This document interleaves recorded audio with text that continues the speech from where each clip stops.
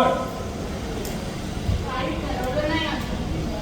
तुम्ही सांगा ना, काय ठरवलं? अण्णाजी, आपण चर्चा करून ठरवू आणि कायदा मुख्य मत आणलं विचार येतो.